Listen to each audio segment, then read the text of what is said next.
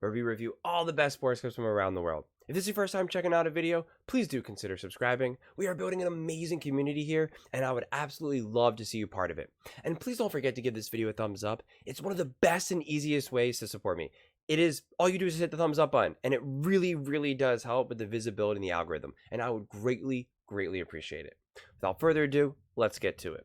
We're watching a clip of First Things First, talking about Russell Wilson, and it seems like maybe the Steelers and the Raiders are the favorites to land Russ. And the real question is, well, one, should they want him? And two, would their team be measurably better, with Russ? So I've been talking about Russ a lot, specifically with regards to the Broncos and who's to blame and how that all just kind of unfolded. So I'm really curious to see what they have to say, if they think that the Steelers or the Raiders would be a good spot. I'm curious also as to how the money works with Russ. And if you have to choose, if you're like the Steelers or the Raiders, if you take a chance on like a Justin Fields, the benefit is that you get to just like scoop up Russ, and with Fields, you're going to actually have to, make a trade. So that's definitely one of the biggest things, but the upside could be significantly better. But I just don't know if the Steelers and the Raiders, it's just hard for me to imagine Russ going to a defense-oriented program right now, which is the Raiders and the Steelers with their defensive head coaches, what that does for Russell Wilson, because this seemingly is Russell Wilson's last stop. It really is sink or swim. So curious to see what these guys have to say, and then we can break it down from there. To Bronco Country posted on social media, Russ said, "Tough times don't last, but tough people do." And he was excited for what's next. So the question is this: what's next? Here's the Vegas odds for Russ's next spot: Steelers, Raiders, Falcons, Patriots, Vikings. Brew. Caveat here is, since Denver is paying his full salary, he can play for the minimum, which is $1.21 million. Denver would pay the rest.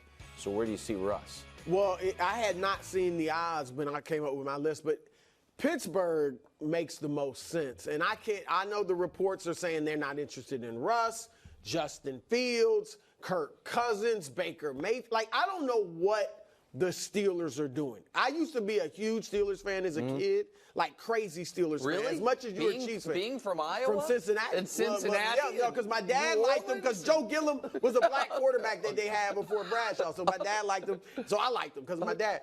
But I love the Steelers. But if I were that big of a fan now, I would be ticked off. What are they thinking? Well, you're going to do this with Kenny Pickett, who has 13 touchdowns with having and a defensive head 24 coach. starts in his career?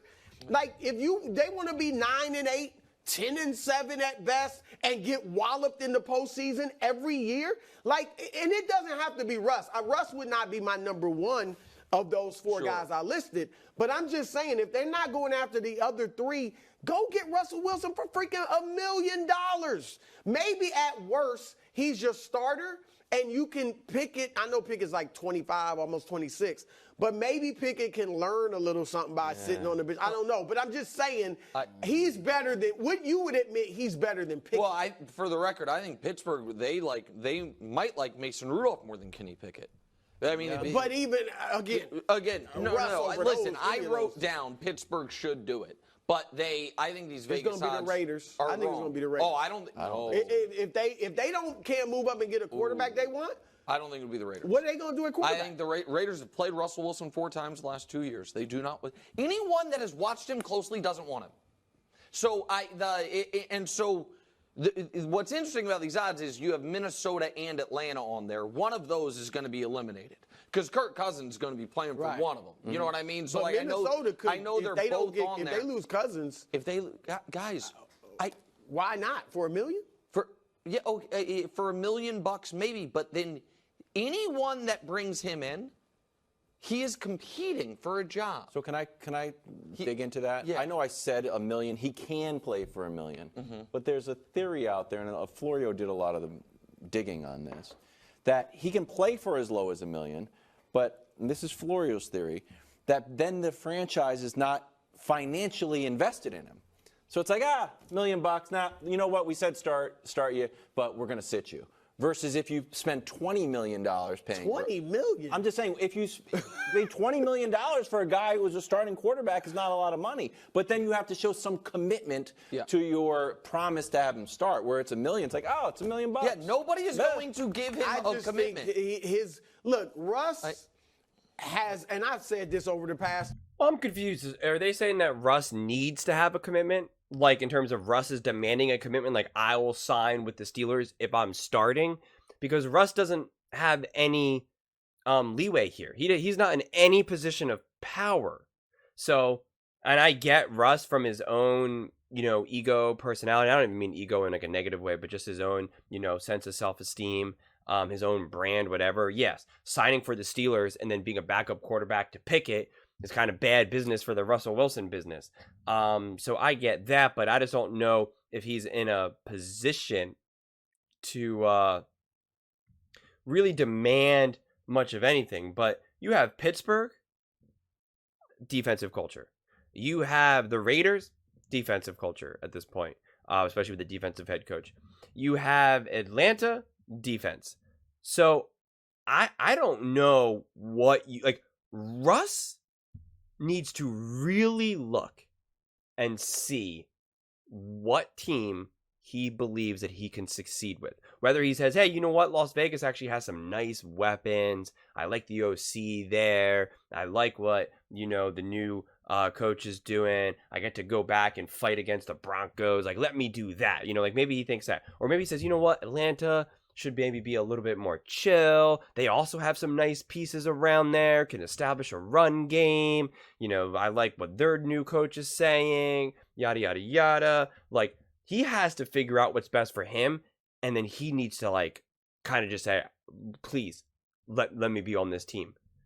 I understand if you can't give me the guarantee, whatever, I will beat out anyone. I am still great. I am Russell Wilson. I am legit. I have just been in bad situations. Put me in a position to succeed, and I will succeed. Like, he has to advocate in that regard, but he cannot be like, psh, you better want me, I'm Russell Wilson. Like, that is not. And it's hard to see Pittsburgh. I'm just failing to see how he completely thrives with Pittsburgh. I understand why Pittsburgh should do it, but this is the problem with having a defensive head coach like Mike Tomlin. Like, apparently, according to these guys, is that they're not really that interested in getting another quarterback. And it's like, you're going to run it back with what you did last season? Like, what are you expecting? What are you hoping to achieve? You really think Pickett or Rudolph or anyone are just going to magically be able to get you to Super Bowl? If you're not trying to win a Super Bowl, then I don't know what you're doing, especially the Steelers. Are they happy just making the playoffs? Are they happy just like, maybe winning a playoff game? I don't see why you would be, especially because a lot of people see that team as pretty legit, especially on the defensive end, and that you're going to be wasting someone like a TJ Watt. So it's like you have to compete. And in order to truly be able to compete, your team needs to be stacked and have a mediocre to good average quarterback, or you need to have a good quarterback that can make up for some of these issues. Not to mention, you typically need to have a good offensive coordinator or a great offensive coordinator or a great offensive head coach. It's very difficult to win with a mediocre quarterback, an average quarterback, or just a good quarterback and not have a great OC or a great offensive head coach. It's just brutal. There's just not enough there. Even if all the weapons are there, right? If you had the 49ers, for instance, just be the 49ers, and let's say Jimmy Garoppolo was back there. Shanahan is what is now able to get the most out of Garoppolo. He was the one that was able to, it's not just a matter of, well, we have this stacked roster. We got, Garoppolo. He'll be able to make do because look who he has. He's got McCaffrey. He's got Debo, No, football is complex enough where Shanahan needs to be able to, direct all of that. And so this is the issue that some of these other teams face when trying to get out a quarterback who at this point is like good. Not great. I don't want to say he's mediocre, but he's good. Like, your team needs to be stacked, and you need to be confident in who is pulling the strings of the offense, okay? And you can make the argument that the Steelers are elevating that, and so then maybe there can be some magic there. or just success there, I should say, not necessarily magic. But again, it's one of those things where you have to make a lot of assumptions, and that's just not what you want to do. But if you're the Steelers or Las Vegas and you're just like kind of gonna like run it back, I just don't know what you're hoping to do then. I really don't. It's 2 years. Stupefying. He should be humbled. He should be humbled. He shouldn't be thinking about any office. I'm sure he's not thinking about something like that. But he should go somewhere for $1 million. A lot of people have tracked his start to his decline to when he started getting the huge money. Now, whether you believe in that or not, but I'm just saying right now he should have the attitude he had as a rookie going to Seattle when nobody thought he was going to start and he had to prove himself. He's got to do it now. Okay, I don't think this is a matter of Russell Wilson getting back to his roots. He's not good anymore. So you're saying basically, politely, that he's washed. I'm actually not trying to be that polite. For 2 years, I've been trying to tell everyone.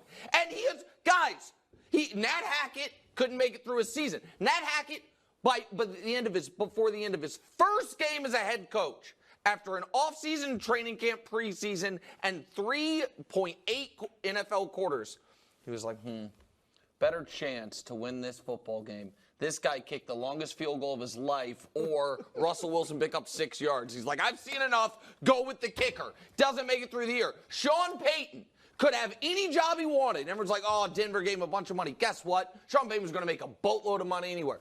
Goes there in part because he's like, I can fix that. I'm so confident I'm going to fix that. I'll tell USA Today the other coach was a bumbling fool because he couldn't fix it. Sean Payton, 3 months into the season, screaming at him on the sideline, and now get out of here. And then they bench him. Pete Carroll. These guys, I'm here to tell you that he can't play at a starting NFL level anymore. No, hold on, Nick. Yeah. Nick. What? And I agree with you because I watched those games too. Yes, I know. And I was like, he doesn't look good. They struggled mightily in the red zone. I'm shocked he had 26 touchdowns because when you watch them, it didn't look like they had 26 touchdowns. But my point is, he did have 26 touchdowns, and I think he had 3 rushings or 29 or whatever. 8 interceptions, 98 passer rating. I know it was only 205 yards a game, but I'm just saying that's starter quality. Okay. Low starter. So give us the team. Well, it should be Pittsburgh.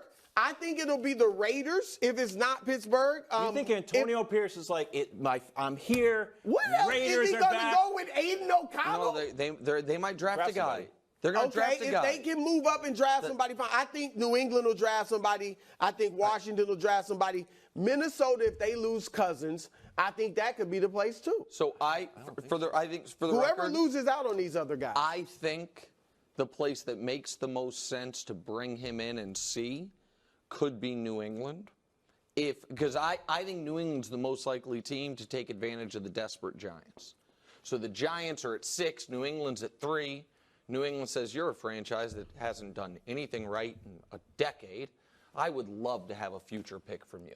So you trade a 6 for 3, and then the Patriots take, whether it's Joe Alt or Neighbors or, you know what I mean, a blue chip guy that's a non-quarterback, and bring in Russ to compete with Mac Jones. Mac, we're not giving up on you, but we're bringing in competition. Let that play out. I think it's a fresh start in New England.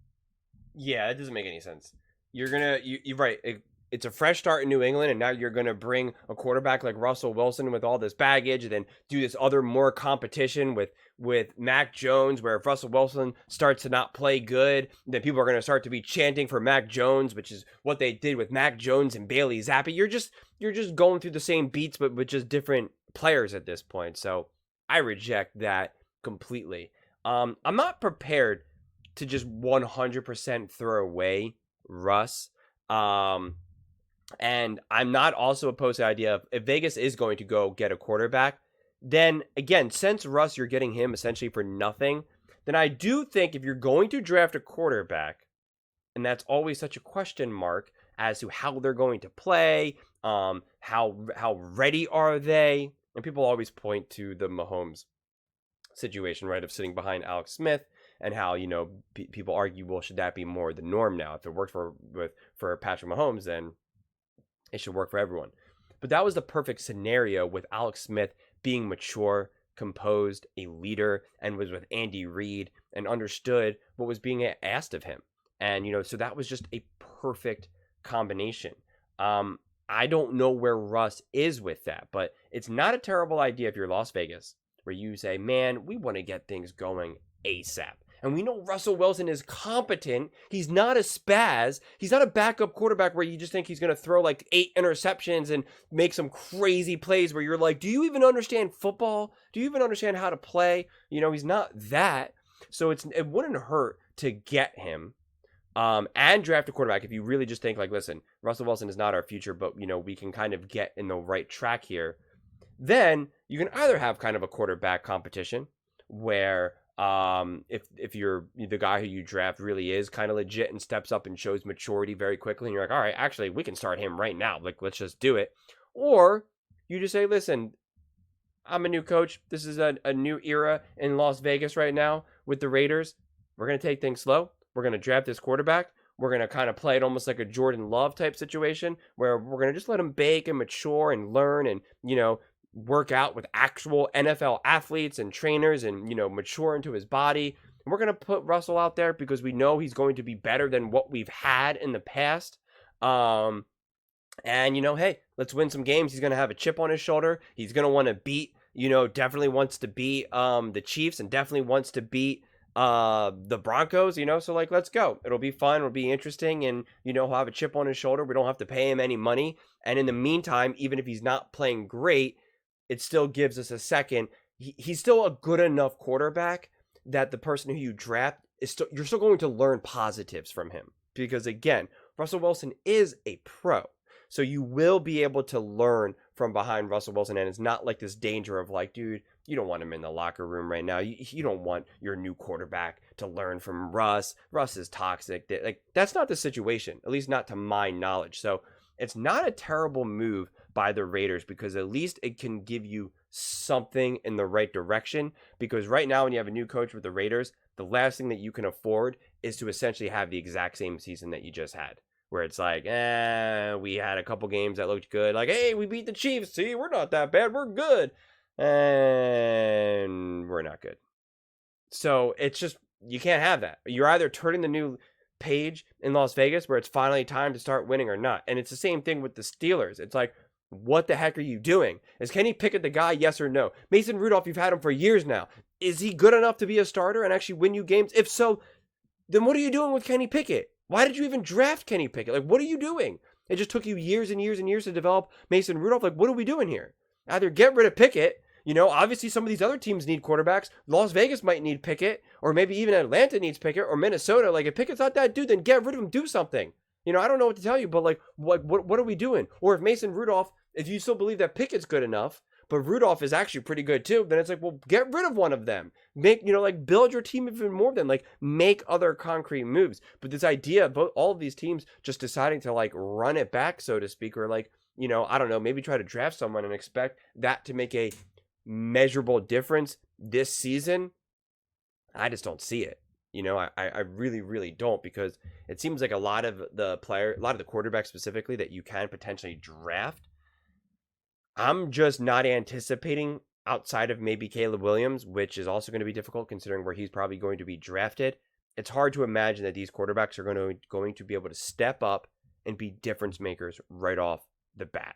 Okay, CJ Stroud is an anomaly. Okay, he really was.